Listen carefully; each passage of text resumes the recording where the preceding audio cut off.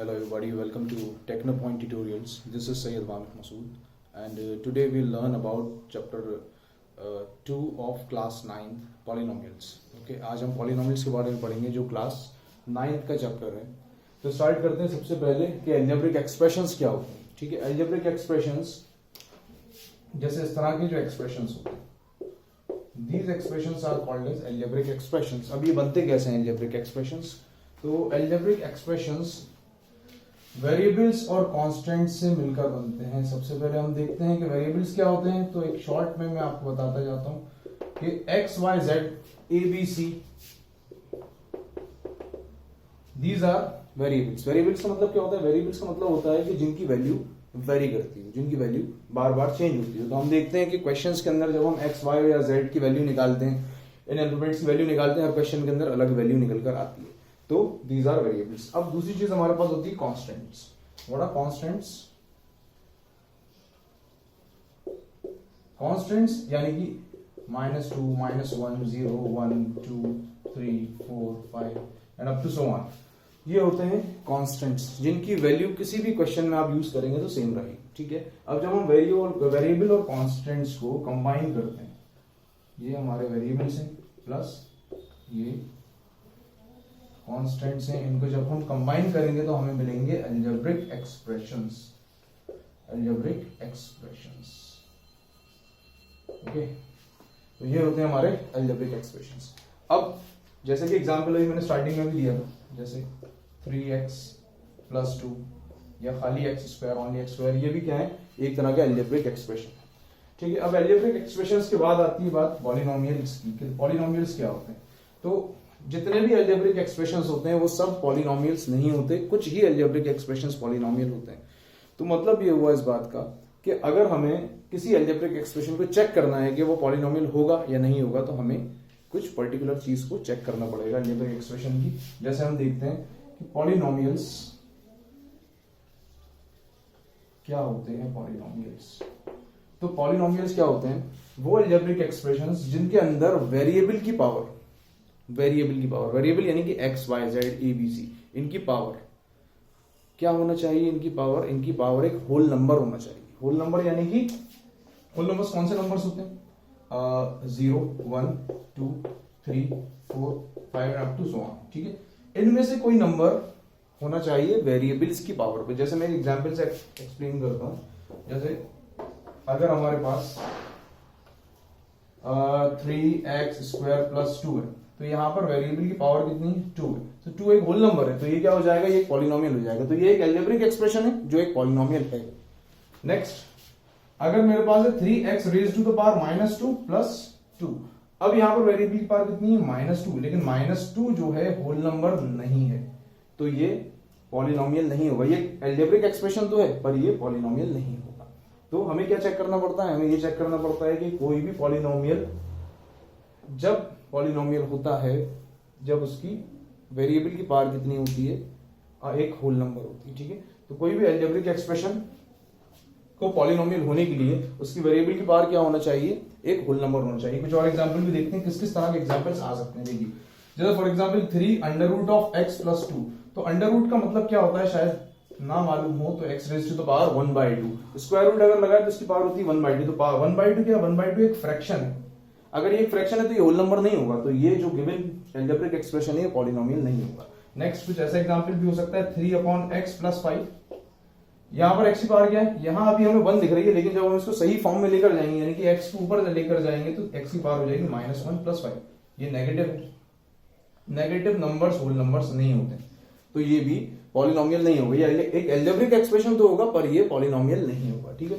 तो इस तरह के एग्जाम्पल्स कभी कभी हमें पूछे जाते हैं कि दिया गया अलजेब्रिक एक्सप्रेशन जो है वो पॉलिनोमियल है या नहीं. तो सिर्फ आपको एक ही चीज चेक करनी है कि वेरिएबल की पावर क्या होना चाहिए? एक होल नंबर होना चाहिए.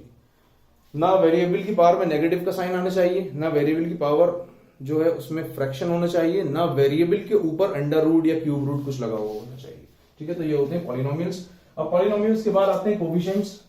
जैसे कि फॉर एग्जांपल एक पॉलिनोमियल है हमारे पास 3x² + 5x + 2. तो इसके अंदर कोफिशिएंट्स क्या होंगे? तो ये और ये both are coefficients and this number is a constant.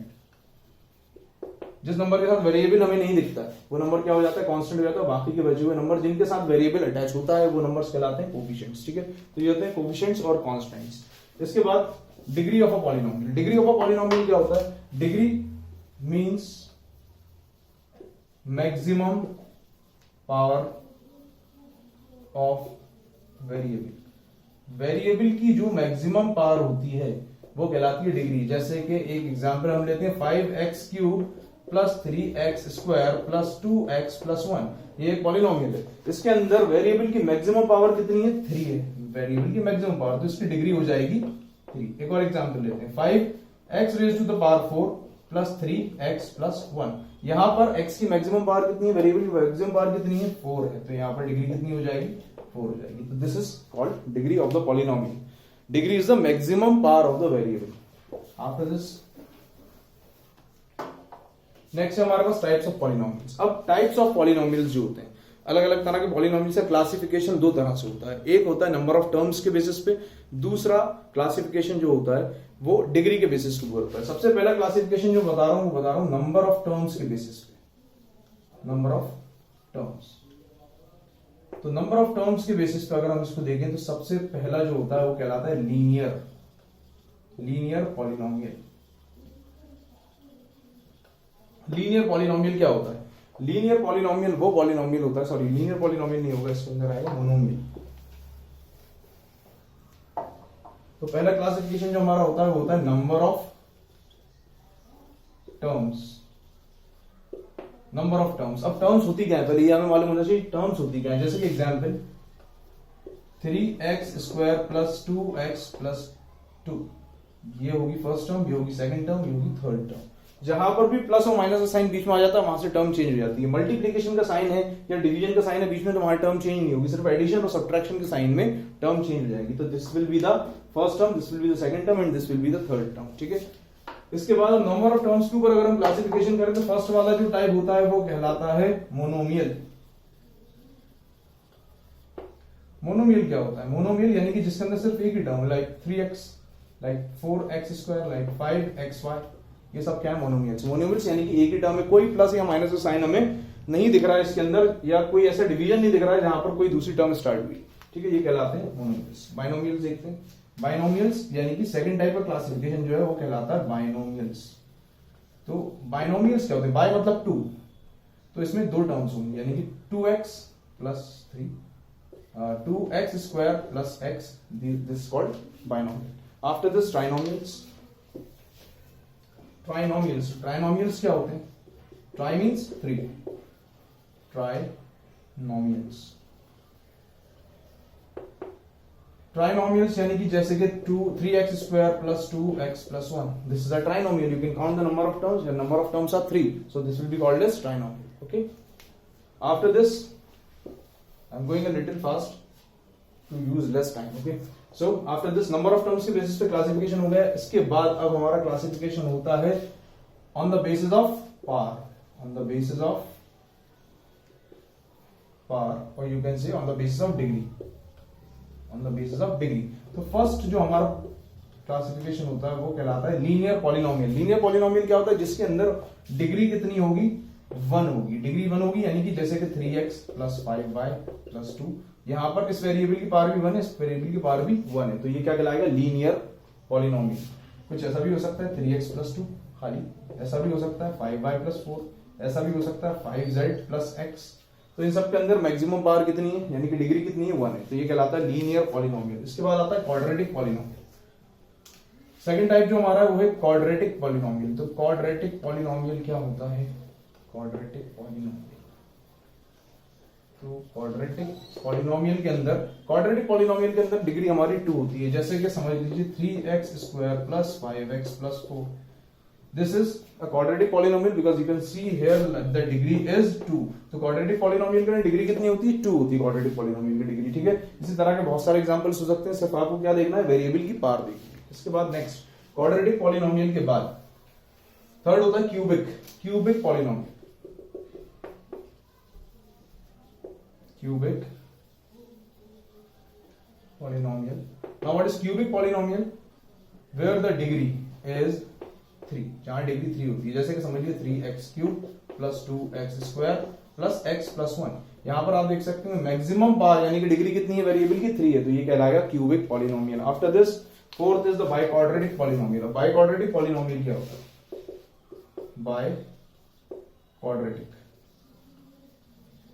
Biquadratic polynomial के अंदर मैक्सिमम पावर यानी कि डिग्री हमारे पास होती है 4, जैसे कि x raise to the power 4 plus x³ plus x² plus x plus 1, ये भी एक तरह का पॉलिनोमियल है। इसके अंदर मैक्सिमम पावर कितनी है यानी कि डिग्री कितनी है 4 है, तो हम यहाँ देख सकते हैं डिग्री कितनी है इसकी 4 है, तो डिग्री 4 है तो ये कहलाएगा बाइक्वाड्रेटिक पॉलिनोमियल। ठीक है, तो इस तरह से हमारा पॉलिनोमियल से क्लासिफिकेशन होता है। इसके बाद नेक्स्ट जो हमारे पास टॉपिक है वो है कांस्टेंट एंड जीरो पॉलिनोमियल्स। अब कांस्टेंट पॉलिनोमियल्स क्या होते हैं? जैसे for example constant polynomials, constant polynomials क्या होते हैं? जैसे 3 है, 4 है, 5, ये खाली कांस्टेंट है तो इनको हम बोल देते हैं कांस्टेंट पॉलिनोमियल्स। ओके, कुछ इसके अंदर डिफरेंट चीज नहीं है कि पॉलिनोमियल्स है तो x y z हमें दिखना चाहिए, वेरिएबल दिखना चाहिए, नहीं, खाली कांस्टेंट दिख रहा है तो वो भी एक तरह का पॉलिनोमियल है जिसके अंदर, जिसको हम कहते हैं कांस्टेंट पॉलिनोमियल। इसके बाद आता है जीरो पॉलिनोमियल। जीरो पॉलिनोमियल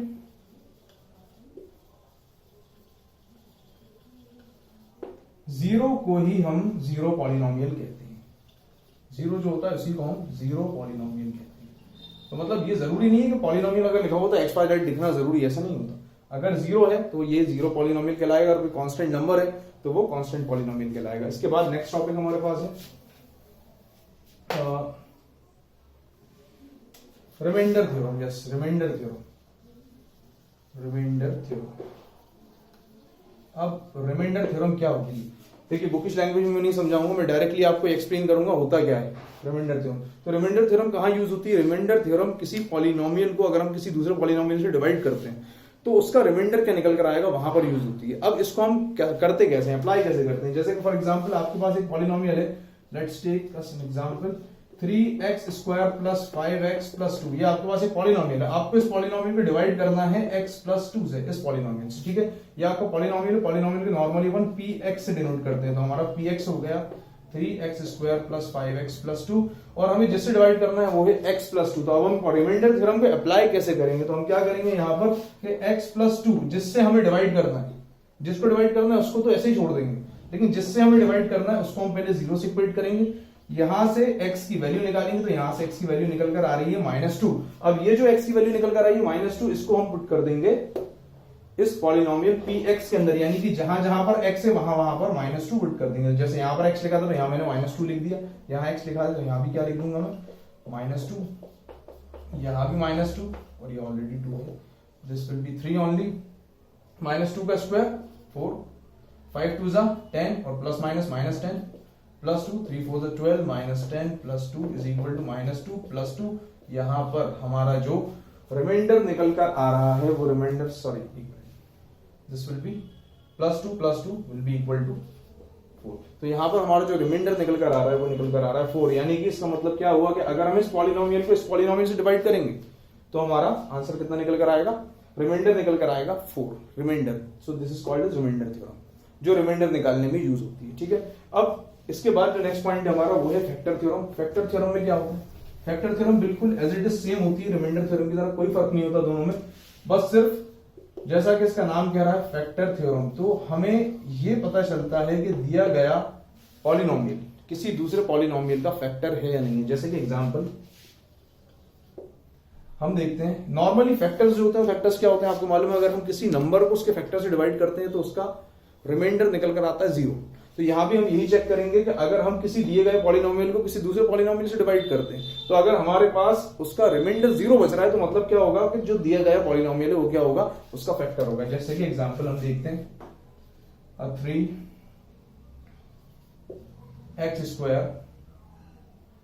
-3, एक हमारे पास पॉलिनोमियल है, इसको हमें डिवाइड करना है किससे?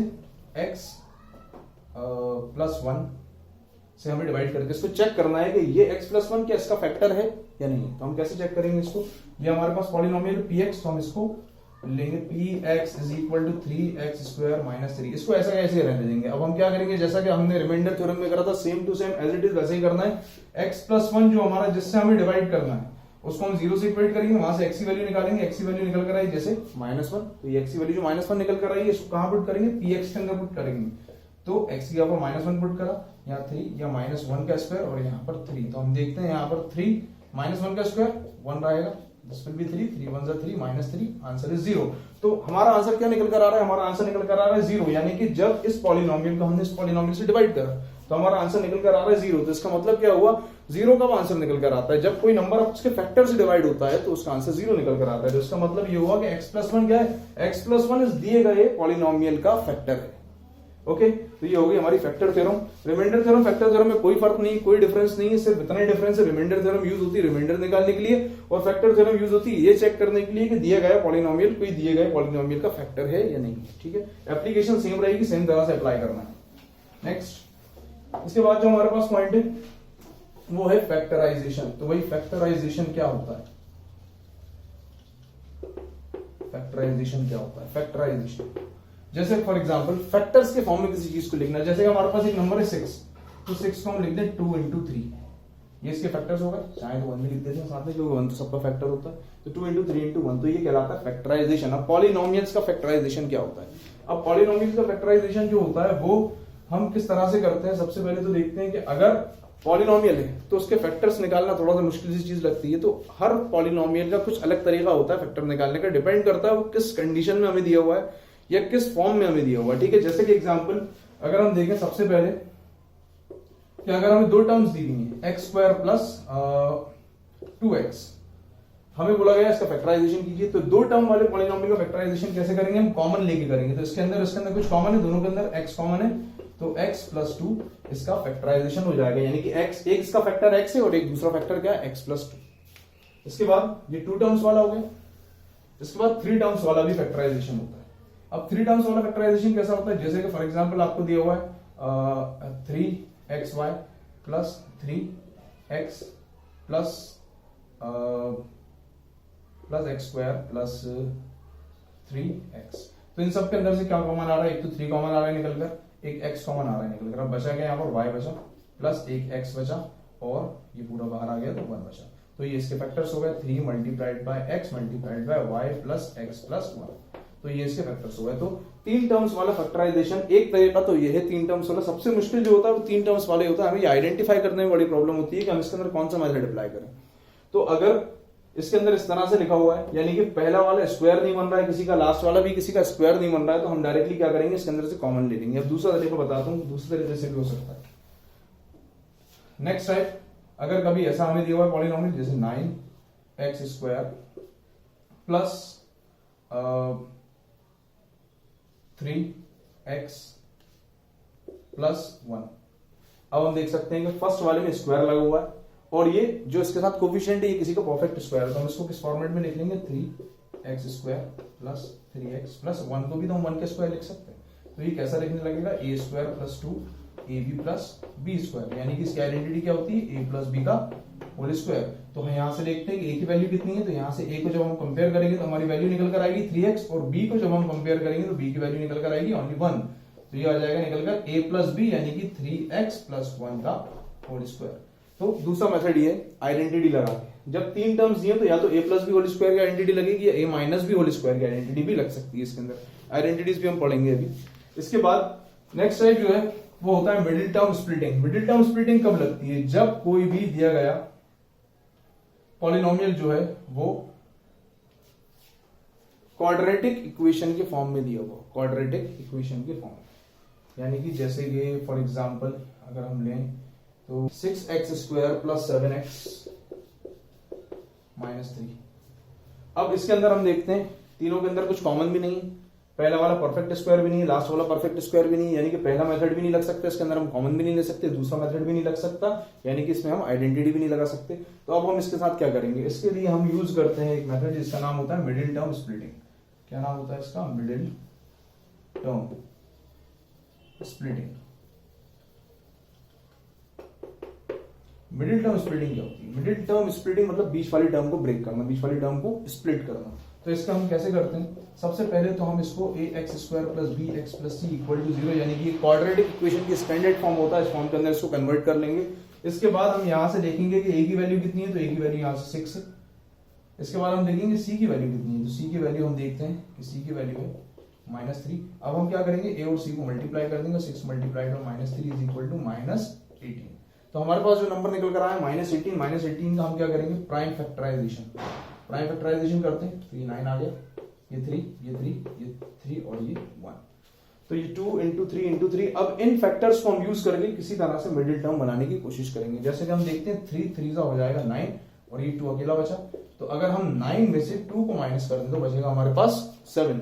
तो देखिए यहाँ पर अगर हम इसको इस तरह से लिखें 6x² प्लस, अब ये जो 7x था इसको हम ब्रेक करके लिख देंगे 9x minus 2x minus 3 equal to 0। अब हम ब्रैकेट ओपन करेंगे 6x² plus 9x minus 2x minus 3 equal to 0। अब हम इन दोनों में कॉमन देखेंगे, क्या कॉमन आ रहा है, यहाँ पर 3x कॉमन है प्लस 3x कॉमन है, यहाँ पर क्या बचा, x बचा प्लस यहाँ पर बचा 3। इन दोनों में क्या कॉमन है, माइनस कॉमन है और 1 कॉमन ले सकते हैं अपन इसके अंदर से, तो ये बचा 2x प्लस 3, यहाँ पर 2 और बचेगा। ठीक है, तो अब हम देखेंगे इसके बाद कि इन दोनों के अंदर हम और क्या कर सकते हैं। तो वाला पार्ट नेक्स्ट ईयर, तो यहां पर देखते हैं 2x प्लस 3 और 2x प्लस 3, तो हम 2x प्लस 3 को बाहर ले लेंगे कॉमन और ये हो जाएगा 3x माइनस 1। अब एक कॉन्सेप्ट शायद आप लोग कंफ्यूज हो रहा है कि यहाँ पर प्लस का साइन कैसे आया, तो यहाँ पर माइनस का साइन था लेकिन यहाँ प्लस का साइन ऐसे आ गया कि जब भी हम यहाँ पर माइनस का साइन लेते हैं इस जगह पे, तो क्या होता है कि अंदर से भी एक माइनस का साइन कॉमन निकल कर बाहर आ जाता है। जब अंदर से माइनस का साइन निकल कर आता है तो वहां पर ओनली प्लस का साइन बचता है। ठीक है, तो ये हमारा फैक्टराइजेशन हो जाएगा। मिडिल टर्म स्प्लिटिंग का फैक्टराइजेशन इस तरह से होता है। इसके बाद जो आता है हमारे पास 4 टर्म्स वाले भी आ जाते हैं, कभी कभी 4 टर्म्स वाले भी आ जाते हैं। जैसे कि देखते हैं यहाँ पर हमें 4 टर्म्स दिख रही हैं, इसमें से हम क्या करते हैं कि फर्स्ट 2 टर्म्स में से और लास्ट 2 टर्म्स के अंदर से जो कॉमन आता है उनको कॉमन आउट कर लेते हैं। जैसे कि यहाँ पर देखते हैं b कॉमन है पहली 2 टर्म्स में, तो ब्रैकेट में बचेगा a प्लस सी। यहाँ पर देखते हैं x कॉमन है तो फिर से ब्रैकेट में बचेगा a प्लस सी। अब हम देखते हैं यहाँ a प्लस सी और यहाँ a प्लस सी, तो a प्लस सी कॉमन ले लेंगे और दूसरे ब्रैकेट में यहाँ का रिमेनिंग b बचा प्लस यहाँ का x बचा, तो ये इस तरह का फैक्टराइजेशन हो जाएगा 4 टर्म्स का फैक्टराइजेशन। अब इसके बाद जो फैक्टराइजेशन होता है वो मेनली आइडेंटिटीज पे बेस्ड होता है। आइडेंटिटीज हमारे पास क्यूबिक आइडेंटिटीज भी होती हैं, कुछ स्क्वायर वाली आइडेंटिटीज भी होती हैं, कुछ हमारे पास 3 टर्म्स दी हुई होती हैं उस पर स्क्वायर लगा हुआ होता है। इस तरह की आइडेंटिटीज होती हैं। तो पहले हम आइडेंटिटीज देख लेते हैं, उसके साथ साथ एग्जाम्पल्स में मैं एक्सप्लेन कर दूंगा कि किस आइडेंटिटी को किस तरह से फैक्टराइज करते हैं।